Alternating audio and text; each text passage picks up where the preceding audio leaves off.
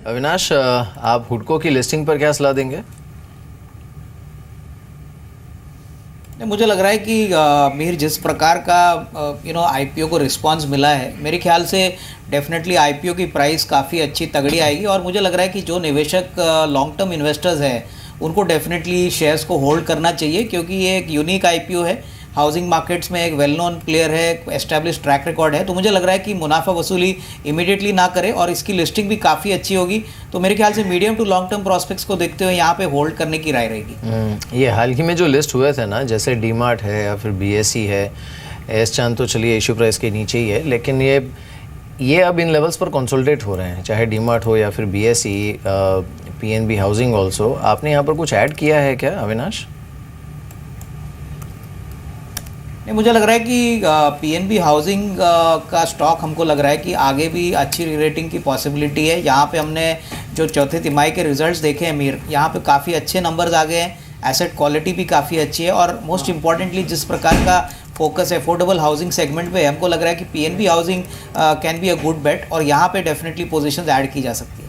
जी, एक बार अदानी पावर को देख लेते हैं। ये स्टॉक 3.5-4% की स्ट्रेंथ के साथ अब दिन के ऊपरी स्तरों पर ट्रेड कर रहा है। इस तरह की इनफैक्ट अब 4.5% ऊपर आ चुका है। इस तरह की रिपोर्ट्स भी हैं कि सीईआरसी ने जो अदानी पावर की ट्रबल्ड यूनिट्स हैं उनको रिलीफ ग्रांट किया है और स्टॉक करीब 4.5-5% की स्ट्रेंथ अभी दिखा रहा है। ये डेरिवेटिव्स का हिस्सा भी, इसलिए क्विकली एक सुब्रा का कमेंट ले लेते हैं। सुब्रा, ये अदानी पावर में जो मूव आ रहा है इसके बाद क्या करें ट्रेडर्स जिन्होंने पोजीशंस बनाई हुई हो? देखो, वेरी डिफिकल्ट कॉल, क्योंकि अगर आप देखें या आपको याद करें 2 हफ्ता पहले सुप्रीम कोर्ट का जो ऑर्डर आया था उसके बाद बारी बार क्यों गिरावट आई, तो आप आज की जो भी पार्शियल रिलीफ की बात करें शायद लार्जली डिस्काउंटेड है, लेकिन रिस्क रिवॉर्ड के लिहाज से आई थिंक 30 के नीचे आई थिंक ये शायद नहीं जाएगा और जिनको ट्रेड करने का है आई थिंक एक कम से कम 35 तक जाने की संभावना है, but as a trade I think I would rather avoid. ठीक है अविनाश, शुक्रिया आपका शामिल होने के लिए शो में और सभी स्टॉक्स पर अपने व्यूज देने के लिए। राजेश, ये फार्मा में कुछ चुनिंदा स्टॉक्स हैं जो कि ठीक मूव दे रहे हैं। एक तो ग्लेनमार्क फार्मा है, एक डॉक्टर रेड्डीज तो कल भी चला था, नेटको फार्मा है, यहाँ भी करीब 1-1.5% की बढ़त देखी जा रही है, ल्यूपिन करीब 1% ऊपर है। कोई ट्रेडिंग के लिहाज से इंट्राडे में आप रेकमेंड करेंगे फार्मा से ही? या इनफैक्ट ये डिस्क्लोजर है कि मैंने अभी कॉल दिया है डॉक्टर रेड्डीज़ पे फिर से, जो पोजिशनल कॉल हमारा रनिंग है for a price target of से 2880, करंट मार्केट प्राइस 2700 का है, तो यहाँ से अभी भी रफली 200 रुपये का अप मूव है। So buy on dip doctor Reddy's अच्छा लगता है। 2620 के आसपास का एक स्टॉप लॉस है। पोजिशनल मैंने 100 रुपये का गैप इसलिए रखा है क्योंकि मुझे लगता है कि इसमें डिप्स आते रहेंगे और उसमें एक्यूमुलेशन होता रहेगा। सेकंड, अगर यहाँ पे पोजिशनली सोचना है तो लुपिन देखिए, जैसे मैंने बात की 1290 के आसपास करंट मार्केट प्राइस है, मुझे लगता है अभी भी इसमें बहुत बड़ी अपसाइड बाकी है। 1350 का टारगेट है। फॉर इंट्राडे के लिए मैं सिर्फ डेरिवेटिव्स में यहाँ पे एक छोटी स्ट्रैटेजी दूंगा। डॉक्टर रेड्डीज़ का कॉल देखिए, 2700 का जो कॉल है वो रफली 50 के आसपास है, तो अगर किसी को डेरिवेटिव्स में या सिर्फ कॉल बाय करना है so he can buy 2700 call at a price of से 50 रुपीज़। अपसाइड मुझे लगता है इसका रफली जो रहेगा 85 का रहेगा एटलीस्ट फॉर टुडे।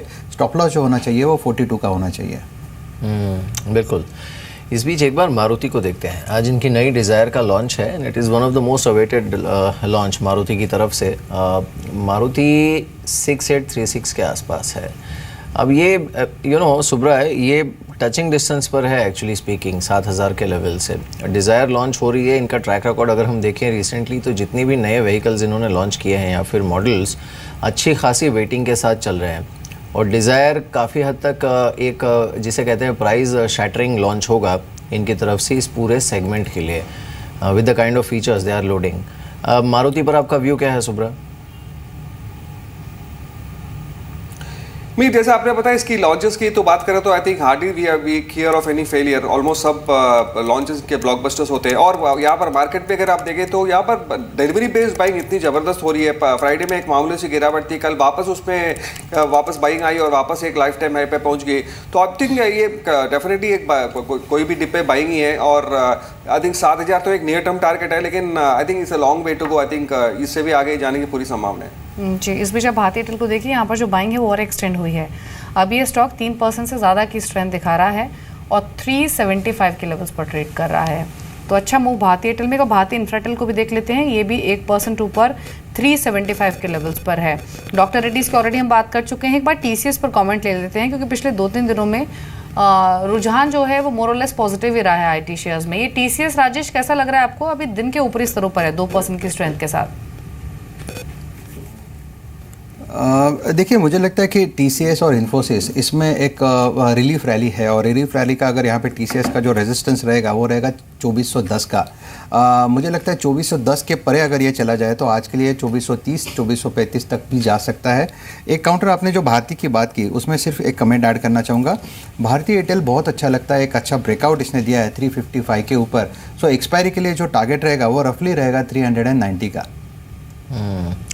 इस बीच चलिए एक बार फिर से देखते हैं जो निफ्टी के गेनर्स हैं उसको। इसमें कुछ तो खैर एक्सपेक्टेड थे, जहां पर अच्छा मूव था ही। जैसे अब देखिए आज के लिए हमने बैंकिंग की बात की थी, यहाँ पर मूव देखने को मिल रहा है। टीसीएस 0.25% ऊपर है और इसने एक अच्छा सपोर्ट मार्केट को दिया हुआ है। भारती है जो कि 3% ऊपर इस समय ट्रेड कर रहा है। HUL 1% ऊपर है 992 के आसपास। ICICI और रिलायंस दोनों में करीब 1% का मूव है। ICICI 300 के पार इस समय ट्रेड कर रहा है। बाकी काउंटर्स में टाटा मोटर्स है, टाटा स्टील है।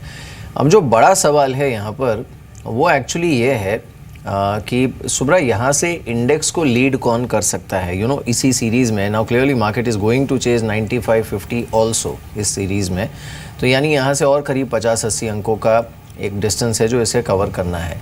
इसमें आप क्या SBI HUL जैसे स्टॉक्स को कंट्रीब्यूट करता देख रहे हैं, या फिर रिलायंस जैसा स्टॉक रिज्यूम कर सकता है अपना? मीर, आई थिंक आज का दिन, इनफैक्ट पहला मेरा 2 कॉल जो था ITC और ICICI बैंक पे था, जो इंडेक्स के काफ़ी हेवी वेट्स हैं। और मेरा मानना है कि शायद इसमें जो भी चाल आए थे कल, आई थिंक ये वापस ये एक मार्केट को आगे लेके लेने का मेंटल ले सकते हैं। और ITC खास करके काफ़ी सीमित दायरे पे था, लेकिन अभी लग रहा है वापस एक 285 तक जा सकता है। और ICICI बैंक यहाँ पर कल भी अच्छी खासी डिलीवरी बेस बाइंग हुई है, तो मेरा मानना है कि शायद 315-320, तो ये 2 भी अगर चल जाते तो आई थिंक। और फार्मा स्टॉक्स भी अगर आप देखें तो यहाँ पर डॉक्टर रेड्डी, लुपिन का आज काफ़ी अहम दिन हो सकता है, तो आज रिजल्ट है। तो आई थिंक हेवी वेट्स काफ़ी हैं। और सेकंड हाफ जैसे आपने भी बताया, सेकंड हाफ काफ़ी क्रिटिकल रह सकता है। टाटा स्टील का रिजल्ट्स है, तो लेकिन ओवरऑल जो भी पॉजिटिविटी हम देख रहे हैं, आई थिंक ये 9500 का जो भी हम लेवल की बात कर रहे हैं, आई थिंक आसान से क्लियर करनी चाहिए। और जिनको ट्रेड भी लेने का शायद एक 9500 का कॉल लेके चल सकते हैं।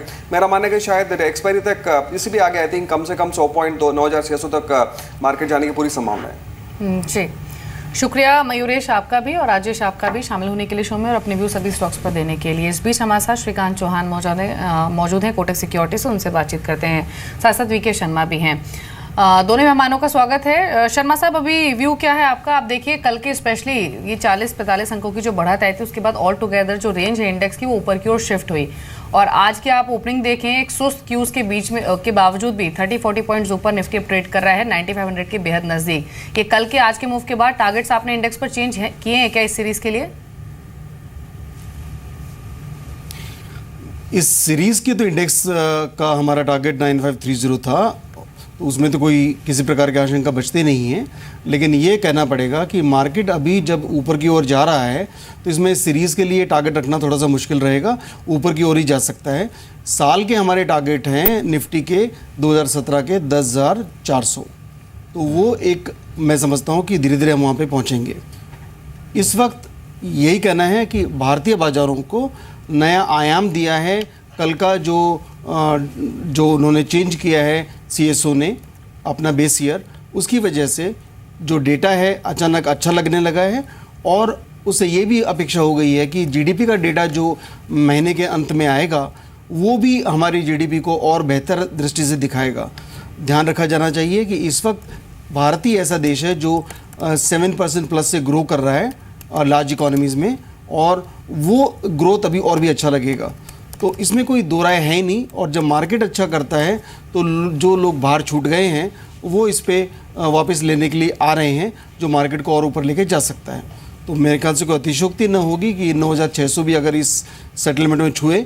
हाँ, टारगेट हमारा पहले सेटलमेंट के शुरू में 9530 ही था। बिल्कुल शर्मा जी, ये जो अपमूव है, अब ये बात सही है आपकी कि शायद हो सकता है 10,400-500 तक जाए, हो सकता है उसके ऊपर भी चला जाए, बिकॉज जनरली जो हम मानकर चलते हैं उससे मार्केट या तो ज़्यादा चल जाता है या तो बहुत ही कम चल जाता है। बट इन लेवल्स के आसपास आपने कहीं पर प्रॉफिट टेकिंग की सलाह दी है, या फिर कुछ कैश ऐसा है जो कि आपने which you would have taken of the table मुनाफा वसूली करके?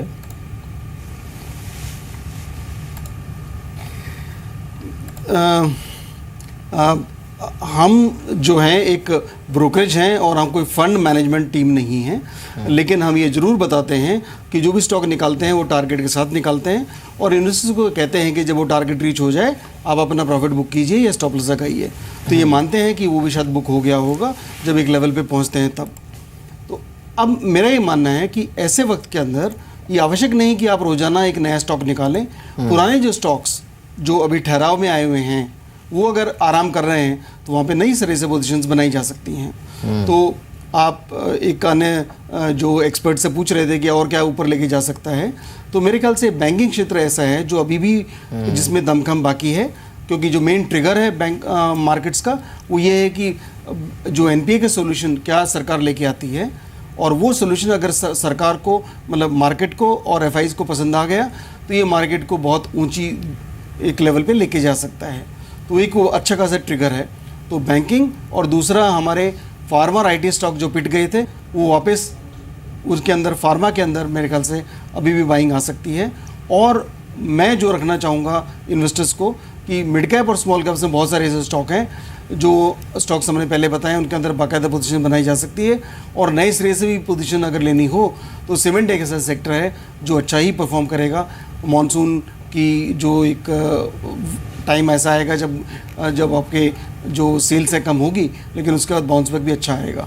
तो इस दौरान में किसी भी गिरावट के अंदर सीमेंट शेयर लिया जा सकता है और करंट लेवल के ऊपर आप जो इंफ्रास्ट्रक्चर की जो कंपनीज हैं और उनको लेके चल सकते हैं।